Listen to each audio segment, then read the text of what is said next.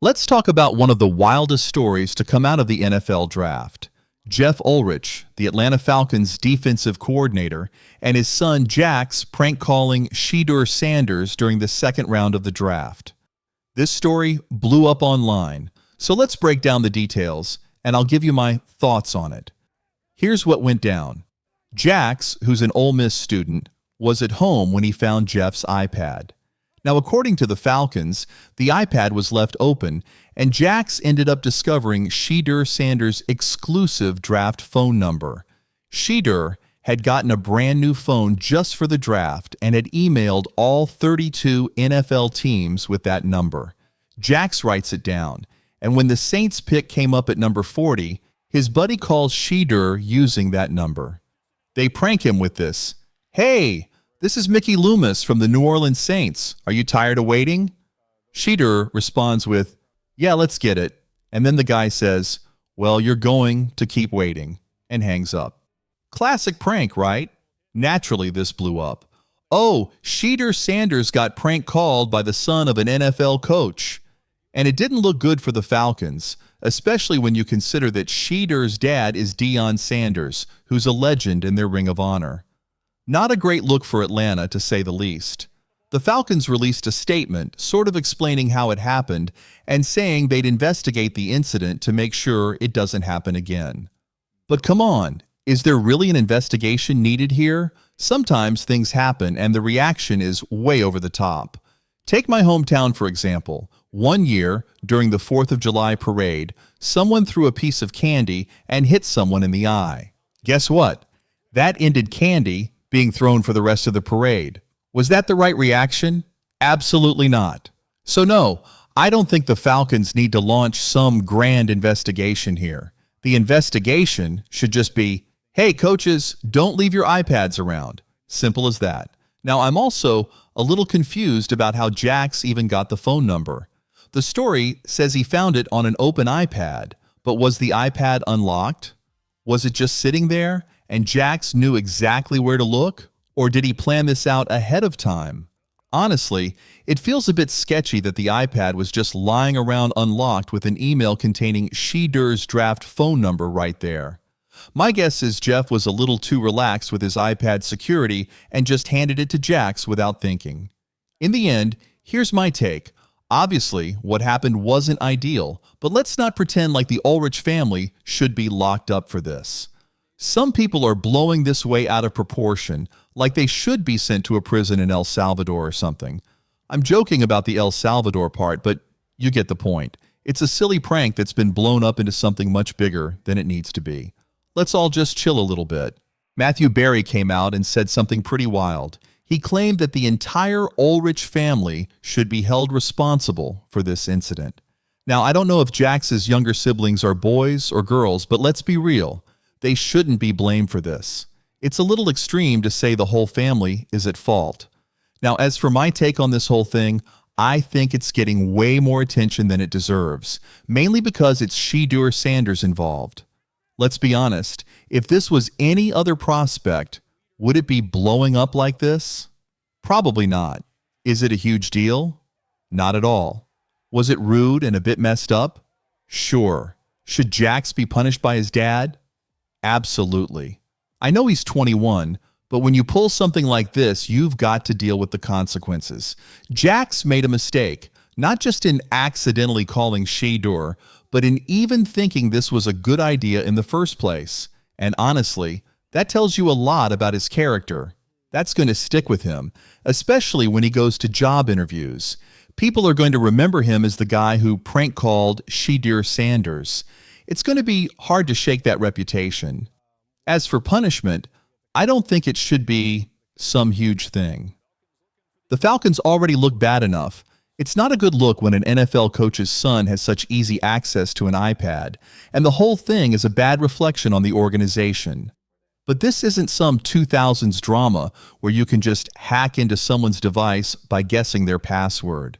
If the iPad was left open, that's a mistake. But I don't think Jeff could have done much differently, except maybe raising a son who doesn't find prank calling someone funny. My guess is that Jax knew his dad's password. Most families have a simple passcode for everything, so he probably just grabbed the iPad when Jeff wasn't around, found the phone number, and wrote it down. Then he closed the iPad and put it back. Jeff had no idea it even happened. So what could Jeff really have done to prevent this? I don't think there's a way to stop something like this unless you lock your family in a room without any technology for the next 3 months. I don't think the Falcons should be punished, and I definitely don't think the NFL should swoop in and take away a draft pick. This is so far removed from Terry Fontenot or the Falcons front office. This was just a dumb move by an employee's son, not some planned-out act by the team itself. All right, before everyone gets mad at me for this next part, we do have a quick Kirk Cousins update. Ian Rappaport dropped some info on the Pat McAfee show, and I'll keep it short. I'll just sprint through this real quick for you. Let's keep you all in the loop about what might be coming next. On the Pat McAfee show, Ian Rappaport said, "If Aaron Rodgers doesn't go to Pittsburgh, I think Kirk Cousins could be a possibility. It feels like the other options are off the table after the draft. The longer this goes, the more it looks like he'll end up as the Falcons' backup." That's pretty much in line with what I've been saying for the last couple weeks. Ever since the Browns signed Joe Flacco, it's been down to one team, Pittsburgh. Now, with Rodgers talking about retirement when he was on McAfee 2 weeks ago, it really opened the door for the Falcons and Steelers to potentially trade for Kirk Cousins. Since the draft has passed, any trade would likely involve a 2026 draft pick. I can see it looking something like this: a conditional 5th-round pick. Remember last year when the Bears traded Justin Fields to the Steelers for a conditional 6th-rounder that could move up to a 4th? It'd probably be something like that, where the pick would depend on things like playing time, team success, and player performance. Maybe the 5th-rounder turns into a 4th if Kirk plays over 50% of the snaps, or if the Steelers make the playoffs, it could jump to a 3rd. You get the idea. All right, that's enough about Kirk Cousins for now, I promise. Moving on to the draft, I want to dive into Atlanta's draft class. But first, a quick shout out to everyone who subscribed, liked, and commented during our NFL draft coverage. We're almost at 36,000 subscribers, which is awesome. If you haven't subscribed yet, go ahead and hit that button. Now back to the Falcons draft. Honestly, I thought they did a great job. I see a future starter in pretty much every pick, and I could see all 3 of their top picks starting by week 18. But I'll be honest, there was one thing that caught me off guard. When they selected Jalen Walker and James Pierce, I assumed they'd use Walker as an inside linebacker and Pierce as an outside linebacker. I figured they'd be playing 2 different positions. Then, Jeff Ulrich stepped in front of the media and, well, didn't talk about Jax just yet, but that's coming soon, said, "We plan to use Jalen Walker as an outside linebacker, as an edge rusher." Now this threw me off a little bit. Let's talk about it. At Georgia, during his 1 season as a true starter, Walker was all over the field. He was a chess piece for Kirby Smart, and he did a great job as a pass rusher. I mean, he had 11.5 sacks over 2 seasons, and that wasn't even his primary role. It's like if Michael Scott in The Office was better at his telecom sales job than he was at being regional manager. Walker was more of a part-time pass rusher, but that's where he really shined. And now, Atlanta feels the same way about him. Let's dive into the exciting changes happening in the NFL, particularly with some players who are stepping into new roles. First up, we have Walker, who's poised for a breakout season. If he gets more chances to shine, those 5.5 to 6.5 sacks could easily skyrocket to 8, 9, or even 10. Now, this transition won't be a walk in the park for him. While it's not officially confirmed, last year he played 203 snaps as an edge rusher and 258 snaps as an inside linebacker. So, he's not a stranger to coming off the edge, but it wasn't his main gig at Georgia. Patience will be key here. He'll be grinding through mini camps, OTAs, and training camp. And even when the regular season kicks off, don't be surprised if his early stats are a bit underwhelming. If he only has half a sack and one tackle for loss in the first 4 games, hang tight. The last stretch of the season could show us the real Walker in his new position. Now, let's talk about some sneaky moves in Atlanta's secondary. The Falcons picked up 2 safeties, Xavier Watts and Billy Bowman.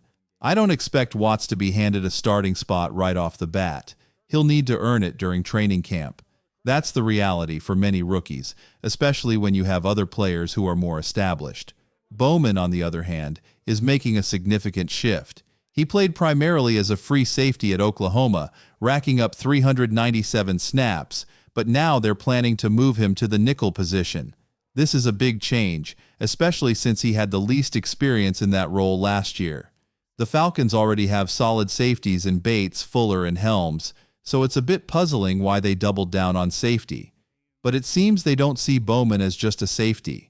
They've done this before, like when they took Matthew Bergeron from Syracuse and immediately shifted him to left guard. Bowman is a more athletic player compared to Watts, who is more of a field general, using his instincts and IQ to read plays. While Bowman might not be the surest tackler, he brings some speed to the table. At 5'10" and 192 pounds, he's right in the ballpark for a nickel corner. I wouldn't expect to see much of Bowman in his rookie season. Fourth-round picks typically don't have huge roles unless they really impress in training camp.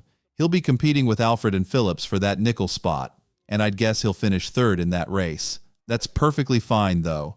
Phillips is nearing the end of his rookie contract, and Alfred is on a 1-year deal. So let this year be a learning experience for Bowman.